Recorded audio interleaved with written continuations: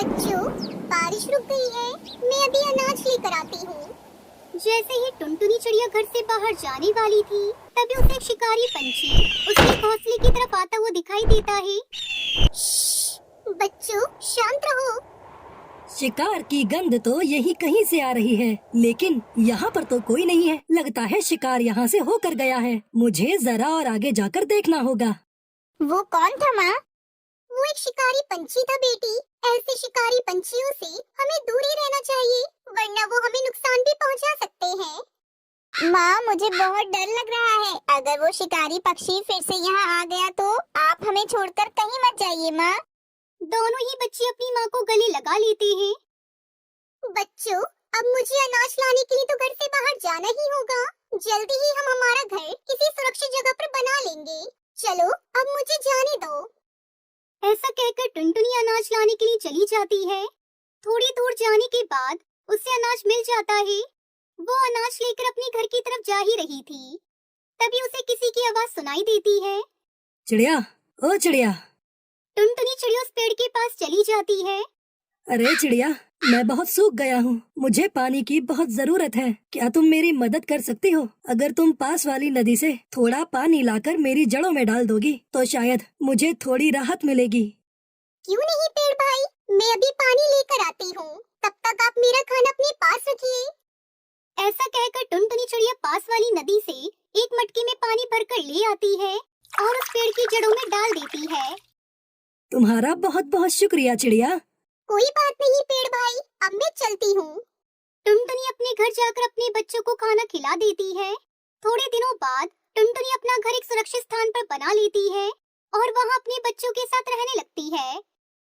अरे ये किसका घर है? पहले तो ये घर यहाँ पर नहीं था। वैसे घर तो बहुत ही मजबूत लग रहा है। अगर ये घर मुझे मिल जाए तो मुझे मेहनत करने की कोई जरूरत नहीं। अरे यहाँ पर कौन है? यहाँ पर किसने घर बनाया है? आप कौन हो? अच्छा, तो तू है क्या? तुझे पता नहीं है ये पेड़ मेरा है। तू यहाँ पर घोंसला नहीं बना सकती। क्या कहा? ये पेड़ तुम्हारा है, लेकिन क्या तुम्हें पता नहीं इस जंगल के पेड़ पौधों पर सभी पक्षियों का हक है? वो सब मुझे नहीं पता। तू पहले मेरे घर से बाहर निकल। अरे तू कौन है मुझे घर से बाहर निकालने वाला? चल भाग यहाँ से। ऐसा कहकर टुनटुनी दरवाजा बंद कर लेती है। अच्छा, तब देख, ये घर तो मैं लेकर ही रहूंगा। ऐसा सोचकर उल्लू वहीं की एक डाली पर छुप जाता है।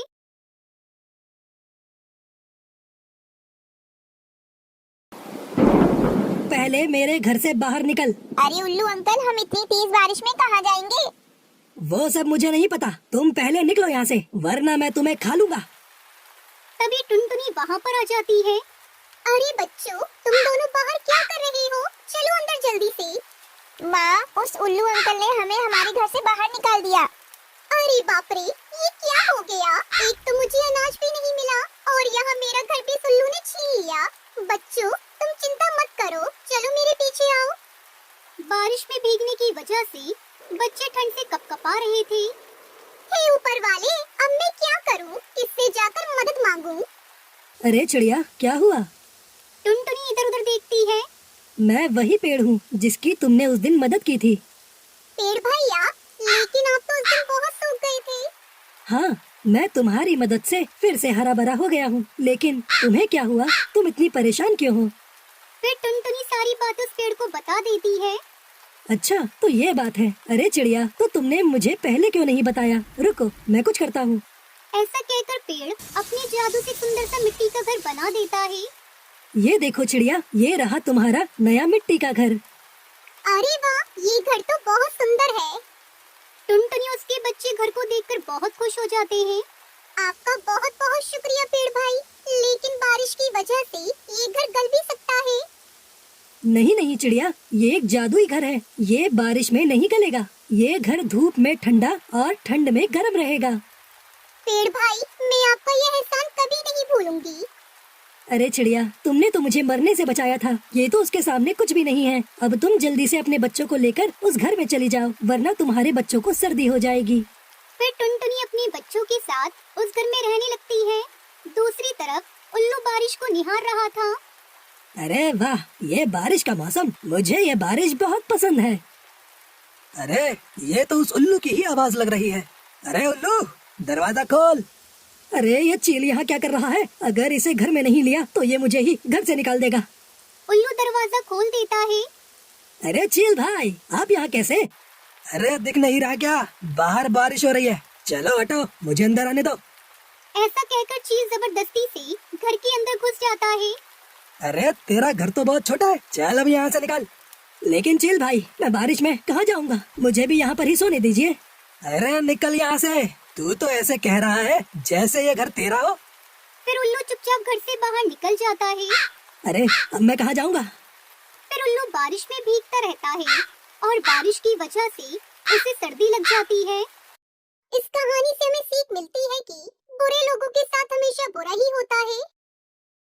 एक समय की बात है, एक घना जंगल था जिसमें हर तरह के छोटे बड़े जानवरों और पक्षियों का बसेरा था। उसी जंगल के एक पेड़ पर घोंसला बनाकर एक नन्ही चिड़िया भी रहा करती थी। एक दिन उस जंगल में बहुत बुरी आग लग जाती है। सारे जानवर चिल्लाने लगते हैं, भागो भाई भागो, यहाँ से आग लग गई है। नन्ही चिड़िया जिस पेड़ पे रहा करती थी उस पेड़ में भी आग लग जाती है। उसे भी अपना घोंसला छोड़ना पड़ता है, लेकिन वो जंगल की आग देखकर घबराती नहीं है। वो तभी नदी के पास जाती है और अपनी चोंच में पानी भरकर जंगल की ओर लौटती है और चोंच में भरा पानी आग में डालकर वो दोबारा नदी के पास जाती है। इस तरह नदी से अपनी चोंच में पानी भरकर वो आग बुझाने की कोशिश करती है। हे भगवान, मुझे जंगल को बचाना होगा, नहीं तो इस आग में जलकर सब मर जाएंगे। चिड़िया को आग में पानी डालता हुआ देखकर सारे जानवर उस पर हंसने लगते हैं और कहते हैं, अरे चिड़िया रानी, ये क्या कर रही हो? चोंच भर पानी से जंगल की आग बुझा रही हो? पागलपन छोड़ो और अपनी जान बचाकर भागो, जंगल की आग ऐसे नहीं बुझेगी। उनकी बात सुनकर नन्ही चिड़िया बोली, तुम लोगों को भागना है तो भागो, मैं नहीं भागूंगी। ये जंगल मेरा घर है और मैं अपने घर को बचाने के लिए अपनी पूरी कोशिश करूंगी, फिर कोई मेरा साथ दे ना दे। चिड़िया की बात सुनकर सभी जानवरों का सर शर्म से झुक जाता है। उन्हें अपनी गलती का एहसास हो गया था। सबने नन्ही चिड़िया से माफी मांगी। हमें माफ कर दो चिड़िया रानी, तुम सही कह रही हो, जंगल हमारा घर है, इसे बचाना हमारा फर्ज है। फिर सभी जानवर उसके साथ जंगल में लगी आग बुझाने की कोशिश करते हैं। आखिर में उनकी मेहनत रंग लाती है और जंगल की आग बुझ जाती है। फिर सब चिड़िया रानी से कहते हैं, शुक्रिया चिड़िया रानी, आज तुम्हारी हिम्मत की वजह से ये जंगल बच पाया है। अब सब एक साथ जंगल में खुशी खुशी रहते थे। तो इस कहानी से हमें ये सीखने को मिलता है, परेशानी चाहे कितनी ही बड़ी क्यों न हो, बिना कोशिश किए हमें कभी हार नहीं माननी चाहिए। आज का सवाल ये है, जंगल की आग कौन बुझाता है? अगर आपको पता है तो आप हमें कमेंट करके जरूर बताएं। अगर आपको ये वीडियो पसंद आई हो तो इसे लाइक और ऐसी कहानियाँ देखने के लिए मेरे चैनल को सब्सक्राइब करना ना भूलें।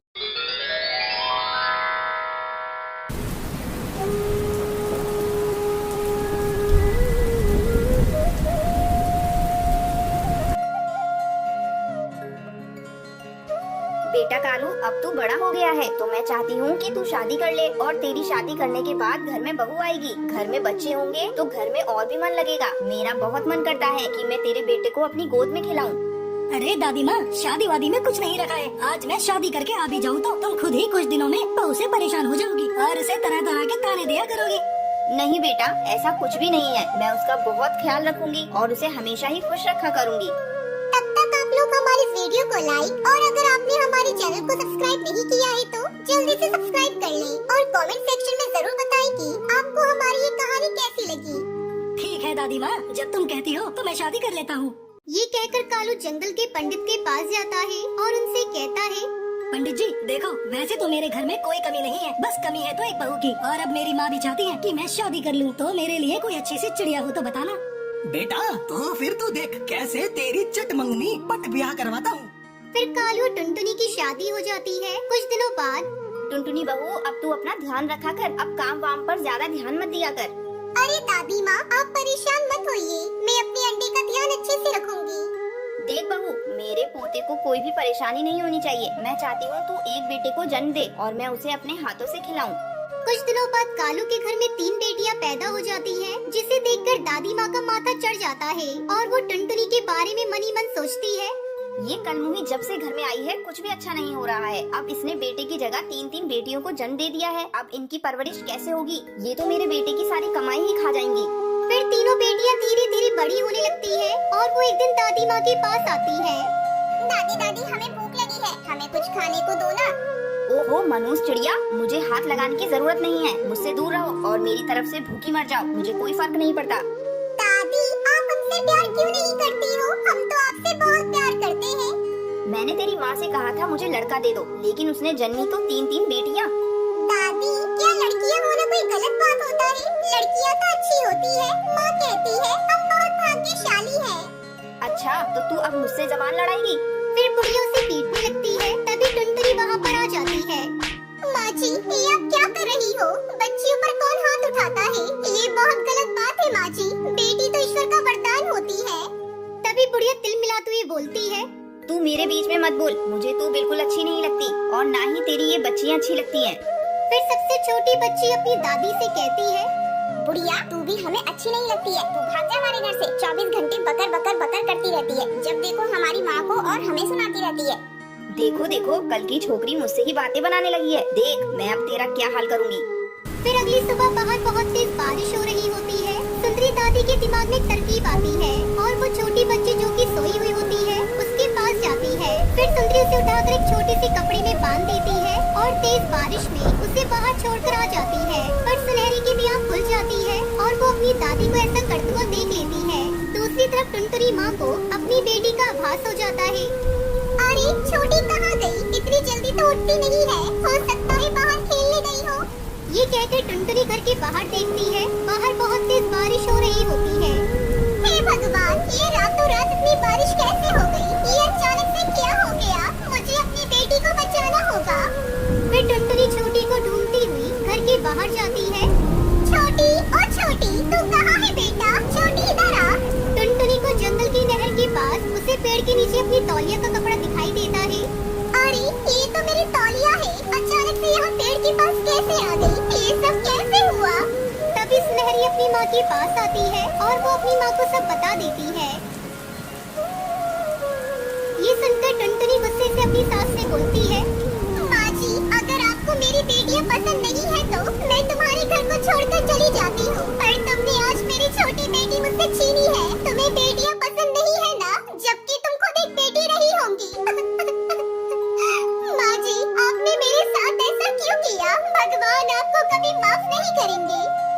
इतना सुनते ही सुंदरी की आंखों में आंसू आ जाते हैं और वो कहती है, मैंने तुम लोगों के साथ कभी भी अच्छा नहीं किया, फिर भी तुम्हारी बातों ने मेरा दिल जीत लिया और मुझे पता चल गया कि बेटा और बेटी सब एक जैसे होते हैं, उनमें कोई भेदभाव नहीं होता। उस दिन के बाद से पूरा परिवार खुशी खुशी एक साथ रहने लगता है।